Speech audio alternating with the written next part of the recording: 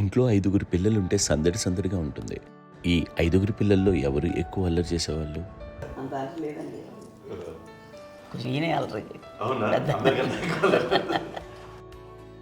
అమ్మ ఇక్కడ ఒకటమ్మా, అల్లరికి, హుషారుకి, చలాకితనానికి, చిలిపితనానికి ఆ తేడా తెలుసుకుని చెప్పమ్మా.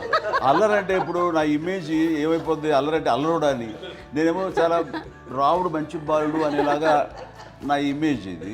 నేను అలాగే చెప్తుండేవాడిని. నా ఉద్దేశం అదే. నేనేమో అల్లరి నన్ను అంటే చలాకితనం అమ్మ అల్లరు అనుకునేది. లేదండి, ఎక్కువ హుషారు కానీ చాలా బాగుండేవాడు అబ్బాయి. ఇంట్లో పనులన్నీ మీకు సాయంగా ఉంటాయి? అవునండి, వాడే చేసేవాడు. అది ఇంట్లో ఎవరు ముట్టుకునేవాడు కాదు. మా నాగబాబు అస్సలు ముట్టుకునేవాడు కాదు. అన్నిటికీ నాకు ఆయన సహాయమే పాపం. నాన్న ఆయన ఉద్యోగం వెళ్ళిపోయారు. నేను పాక్కుంటూ అలాగా వెళుతూ వెళ్ళిపోయాను. నాకు తెలియదు.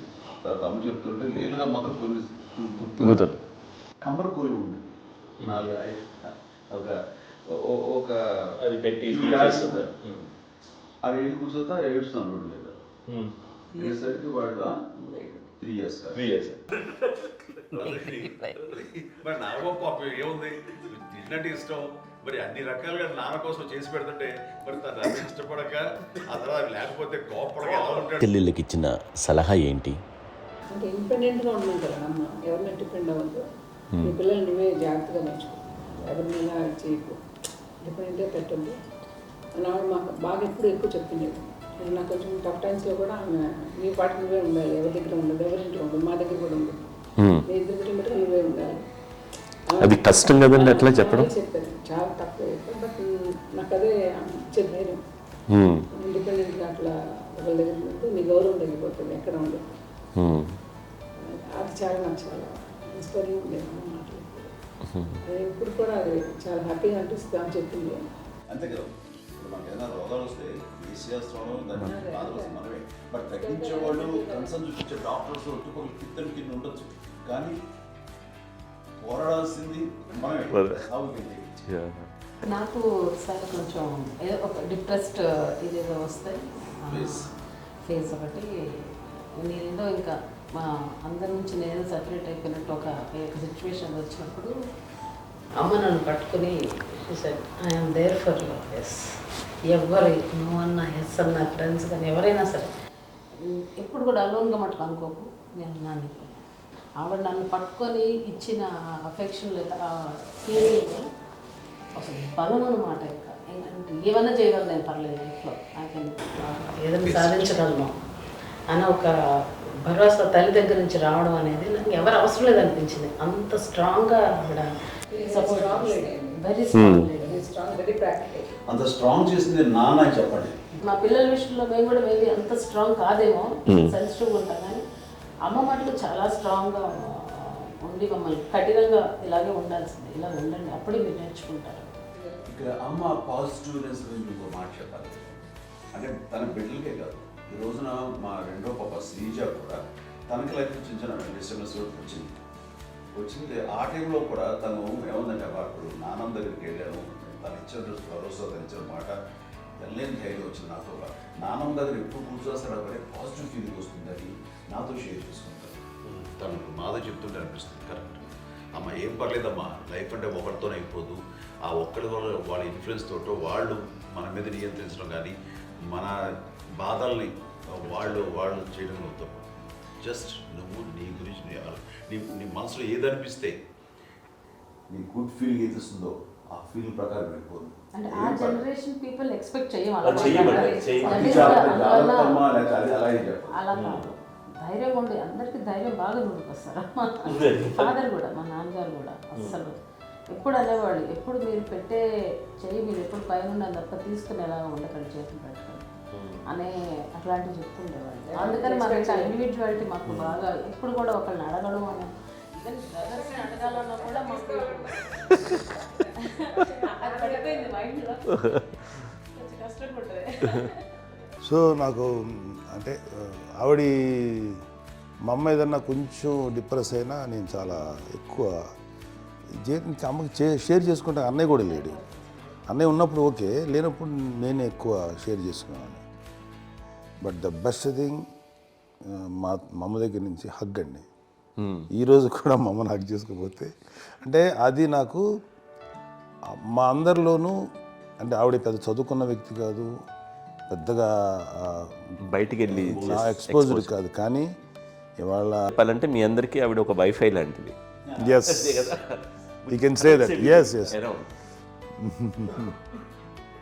ఇంకొక అడ్వైజ్ కట్టండి, అమ్మ విషయంలో నేను గొప్పగా ఫీల్ అయ్యేది, కానీ చాలామంది పెద్దలు రిటైర్ అయిపోయి విశ్రాంతి తీసుకుంటున్నటువంటి పెద్దలందరూ కూడా ఆచరించే విధంగా ఒక విషయాన్ని నేను గమనించాను.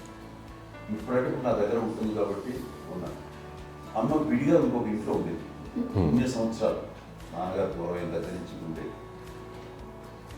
5 సంవత్సరాలు ఒంటరిగా ఉండి నన్ను బిడ్డలందరూ ఎవరు మానవ వెళ్ళిపోయారు, నేను ఒంటరి అయిపోయాను అన్న ఫీలింగ్ అమ్మకు ఎప్పుడు ఉండేది కాదు. తర్వాత బిడ్డలు ఆయా వాళ్ళ టైం బట్టి వచ్చి చూసుకుంటే సరిపోతుంది. అది వారమా, నెలక, 2 నెలక, అసలు ఒకసారి రాలేని పరిస్థితిలో ఉంటుంది. 5-6 నెలల పాటు ఇదే ఊళ్ళో ఉండి పక్క వీధుల్లో ఉండి ఎవరి పనులు వాళ్ళు బిజీగా ఉండి, ఎవరి షూటింగ్ వాళ్ళు బిజీగా ఉండి, ఎవరి ప్రొఫెషన్లో వాళ్ళు బిజీగా ఉండి, ఎవరి ప్రొఫెషన్లో వాళ్ళు బిజీగా ఉండి, తన సంసారం తను బిజీగా ఉండి అనుకోసారి అమ్మ ఏమీ ఫీల్ అయ్యేది. ఏంటమ్మా రావట్లేదు, అసలు పట్టించుకోవట్లేదు ఏంటి అంటే అంతేలేమ్మా అని ఇలాంటి నిరసన మాటలు కానీ, ఈసరింపు మాటలు కానీ, లేకపోతే న్యూనతాభావం కానీ ఇలాంటివి ఎప్పుడు అమ్మకు లేవండి.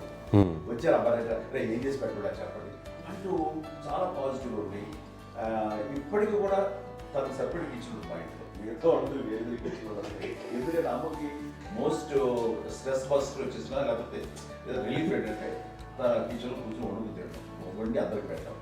ఇప్పటికీ కళ్యాణ్ బాబు అక్కడక్కడ తిరిగేసి ఎక్కడో చేసి నిరసన చేసి అన్ని రకాలుగా చేసి వస్తే అమ్మకి చాలా జాలి.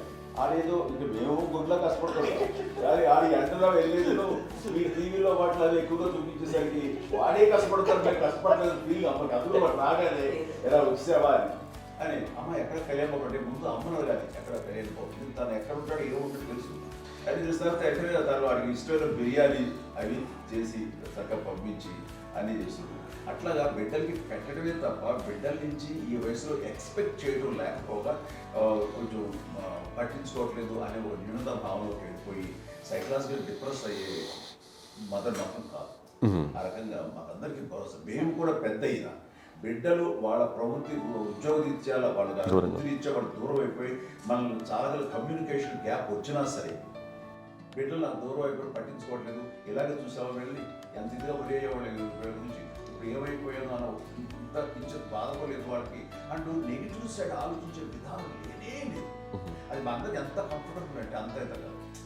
నేను చూసుకోకపోతే మాధవ్ చూసుకుని మాధవ్ లేకపోతే నాగబాబు వెళ్తుంటాడు కడియడం వల్ల మా విజయ్ చూసుకుంటున్నది సరే నాకు కళ్యాణ్ బాబు తను చూసుకుంటుంటాడు. ఇలా ఎవరో కూడా వెళ్తూ ఉంటాం. అమ్మ మాత్రం అది వెరీ గుడ్ హెల్దీ. నేను చాలా మంది తల్లిదండ్రులు చూశాను, అవును, వాళ్ళు చాలా ఇబ్బంది పడుతూ ఉంటారు. పట్టించుకోవడం మేము అర్థం చేసుకోగలము కానీ వాళ్ళు వస్తే బాగుంటుంది కదా అనేది ఉంటుంది. ఫీల్ అవుతారు. అవును, అలాంటి ఫీలింగ్ ఏం లేదు. పైగా బిడ్డలు వస్తే వాళ్ళకి ఏం చేసి పెట్టాలా అనే ఆలోచన. అది వెరీ హెల్దీ. చాలా మంది ఆచరించాల్సిన గొప్ప విషయం అనుకుంటాను. చిన్నప్పుడు అన్ని ఆనందాలేనా, మర్చిపోలేని దుఃఖాలు కూడా ఏవైనా ఉన్నాయా? అమ్మ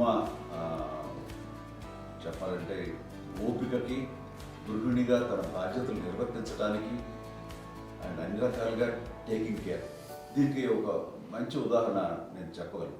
అది తలుచుకున్నప్పుడు నాకు చాలా ఉద్యోగంగా ఉంటుంది, నాకు చాలా కంటితలు వచ్చేస్తుంది. అమ్మకి మేము 5 బిడ్డలు అండ్ పురిట్లోనూ 1 year పెరుగో 2.5 years పెరుగో. తనకి అప్పట్లో మా నాన్నగారు ఉద్యోగరీత్యా క్యాంప్కి వెళ్ళిపోతుండేవారు. ఏమి ఉంది నాన్న చెప్పాలంటే ఫుడ్లో కష్టపడేవారు, ఇంకా నాన్న చెప్పినట్టు కదా, నాగో చెప్పినట్టు. కానీ ఇంటి బాధ్యత, ఇంటి పనులు, రోగాలు వచ్చిన రుచులు వచ్చిన హాస్పిటల్కి తీసుకెళ్ళాలట ఏదైనా సరే అమ్మే పడేది. ఆ శ్రమ తీసుకున్న టైంలో అమ్మకి అసిస్టెంట్కి నేను సహాయపడుతుండేవాడు ఉండేవాడు. అమ్మ చేతిలో నాకు ఫ్రెండ్స్ ఆడుకోవడం అలా నిజంగా ఎప్పుడు నాకు గుర్తేది, నాకు తెలియదు ఫ్రెండ్స్తో తిరగడం అని ఫ్రెండ్స్ అమ్మ పట్ల ఉండేవాడు. అలాంటి నేను ఆ పిల్లకి బ్రెయిన్ ఫీవర్ వచ్చింది. ప్రభుత్వ ఆసుపత్రి పొన్నూరులో ఆ పిల్లని చేర్పించినప్పుడు 2-3 days అయిన తర్వాత ఒక బ్యాడ్ న్యూస్ వినాల్సి వచ్చింది. తెల్లారికి కాన్షియస్ లేకపోయింది. ఏం చేయాలో తెలియదు. అమ్మ వయసు చిన్నదే. ఇద్దరు తీసుకుని ఆ బిడ్డని నేను ఒళ్ళో పెట్టుకుని శవాన్ని డెడ్ బాడీ రిక్షాలో ఇంటికి ఇప్పటికీ నాకు గుర్తు ఆ విజువల్స్. అని నాన్నకి తెలియదు ఏ విషయం, నాన్న ఎప్పుడు వస్తారో తెలియదు, ఎలా కమ్యూనికేట్ చేయాలో తెలియదు. అది తీసుకుని వెళ్ళిన తర్వాత ఇంట్లో పడుకోబెడుతుంటే ఏం చేయలేదు. చుట్టుపక్కల ముస్లిం సోదరులు ఉండేవాళ్ళు ఫ్యామిలీస్ అక్కడ. అంటే మసీదు కొన్నూరు మసీదు పక్కన మా ఇంట్లో అనుకుని ఆ ఇంట్లో అందరూ వచ్చి చూసేవాళ్ళు, వాళ్ళే హెల్ప్ చేసేవాళ్ళు. ఏం చేయాలో తెలియదు, నెక్స్ట్ రిచువల్స్ ఎలా చేయాలో, గర్భకాలం ఎలా చేయాలో తెలియదు. తను చిన్నది, మిగతాందరూ పరిసరులే.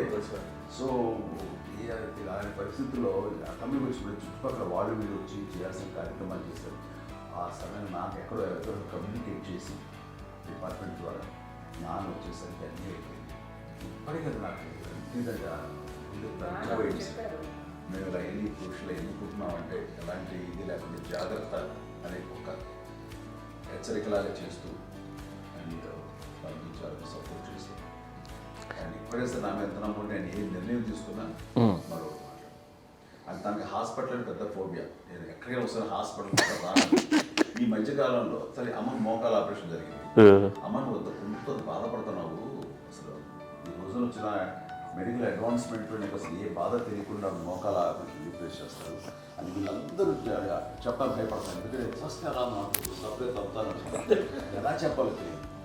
ఒక్క వీళ్ళంతా కలిపి నీ మాట వింటుంది, వీళ్ళ మాట మీద పోయి నువ్వు చెప్తే వింటుంది.